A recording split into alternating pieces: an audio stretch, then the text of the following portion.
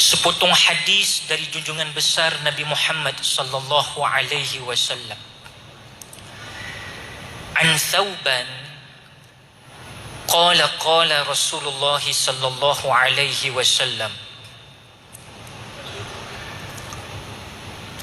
yushikul umamu an tada'a alaikum kama tada'al akalatu ila qas'atiha. Faqal qailun wa min qillatin nahnu yawma idzin qal bal antum yawma idzin katsir walakinnakum ghutha'un ka ghutha'is sayli wa la yanzi'anna Allahu min suduri aduwwikum aduwwikumul mahabah minkum wa la yaqdhifanna Allahu fi qulubikumul wahan. Faqal qailun ya Rasulullah sallallahu alaihi wasallam wa mal wahan? Qal hubbud dunya wa karahiyatul maut. Sadaqa Rasulullah sallallahu alaihi wasallam atau kama qala. Sepotong hadis dari Thawban, ia berkata bahawa Rasulullah sallallahu alaihi wasallam bersabda, hampir saja para umat yakni yang kafir dan sesat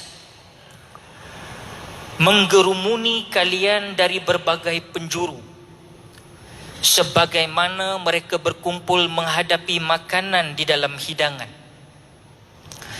Kemudian seorang sahabat bertanya, katakanlah wahai Rasulullah, apakah kami pada saat itu sedikit? Rasulullah berkata, bahkan kalian pada saat itu banyak. Akan tetapi kalian bagai sampah yang dibawa oleh air hujan. Dalam riwayat hadis yang lain, umpama buih di lautan. Allah akan menghilangkan rasa takut pada hati musuh kalian dan akan menimpakan dalam hati kalian dengan suatu penyakit yang namanya wahan. Kemudian seseorang lagi sahabat bertanya, apa itu wahan ya Rasulullah?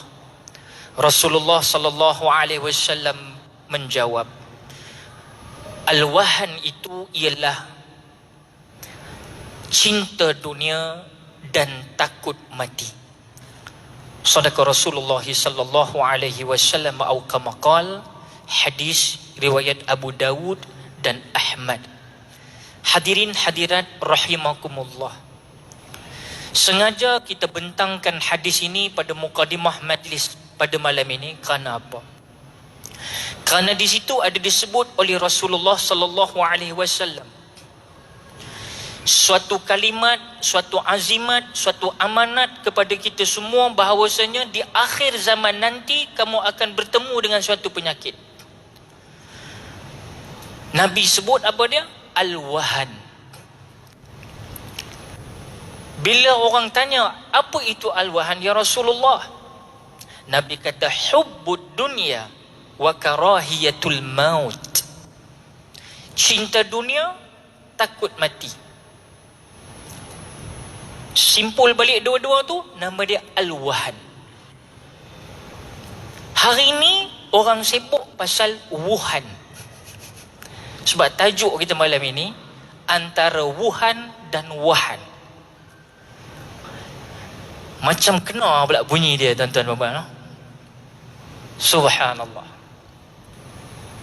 Bunyi dia tu macam bunyi yang bergaung dalam Masjid Sri Sendayan ni.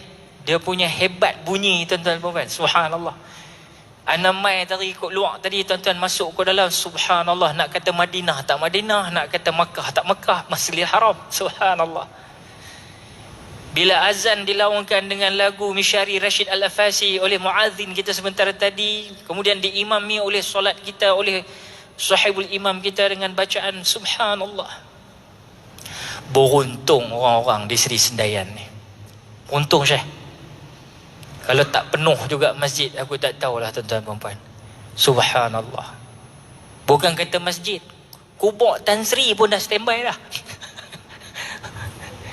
First time saya masuk masjid, sahabat kita, sepupu kita, Syekh Lan kata, nampak tak tu Ustaz kubah belakang lah, kata. Saya pergi tengok, itu makam tu. Weh, makam Nabi Allah Ibrahim ke? Kata, oh, tak. Bakal makam orang hebat yang telah pun menyerahkan segala apa yang Allah bagi, antaranya kenikmatan di atas dunia sementara ini. Maka beliau buat kubur siap-siap. Ini sebiji macam Khalifah Harun Ar-Rashid, tuan-tuan dan puan. Tiap-tiap hari dia lalu kat kubur dia dah, gali lubang siap dah. Tahu bila nak masuk ya. Subhanallah, Allahu Akbar. Kita ni tengok kubur pun takut, tuan-tuan dan puan. Akulah kan, lalu tang kubur pun kita takut, tuan-tuan dan puan. Subhanallah.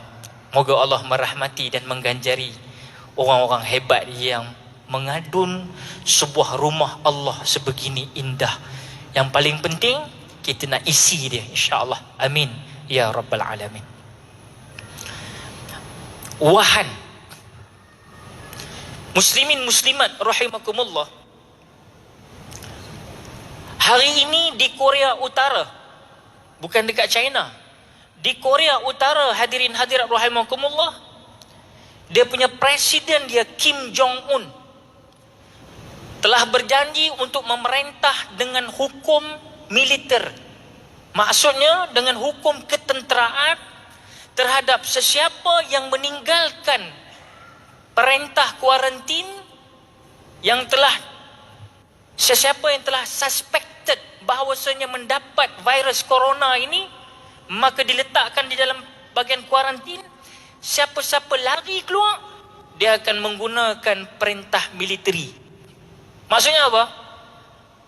Mungkin bakal ditembak. Dan ada desas-desus menyatakan ada seorang dah mati, wallahualam, ditembak kerana dia bawa balik dari China, dia keluar nak pergi mandi je, dan dikatakan ditembak. Subhanallah. Hadirin hadirat rahimakumullah, cerita pasal Wuhan yang menerbitkan di situlah virus yang kita katakan corona ini. Zaman kita di Sendayan ni tak wujud. Dulu kita ada Toyota Corona aja. Hari ini kita ada corona tapi virus. Dulu kita ada SARS, South Asia virus. Kemudian di Middle East, MERS-CoV, Middle East virus. Hari ini kita ada seluruh dunia duk gagal, adik-kakak aku sekalian, apa dia? Coronavirus. Adakah ini merupakan suatu musibah? Adakah ini merupakan satu balak bencana? Hadirin hadirat rahimakumullah. Sebab itu kita nak habaq amai kata, musibah adalah hukuman atau penghapusan dan pengangkatan darjat ke atas seseorang yang ditimpa oleh musibah tersebut. Maksudnya di sini, orang-orang soleh menyatakan tanda cubaan itu sebagai balasan dan imbalan balik adalah tidak sabar ketika ada cobaan dan mengeluh serta mengaduh kepada makhluk yang lain.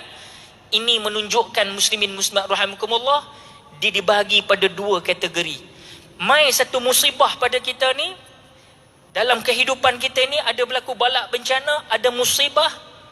Tuan-tuan perempuan, kalau seseorang yang ditimpa musibah itu, dia menghadapinya dalam keadaan kesabaran yang penuh indah, tanpa keluh kesah, tanpa mengeluh, tanpa mengaduh, tanpa dia menyalahkan orang lain dan menyalahkan God.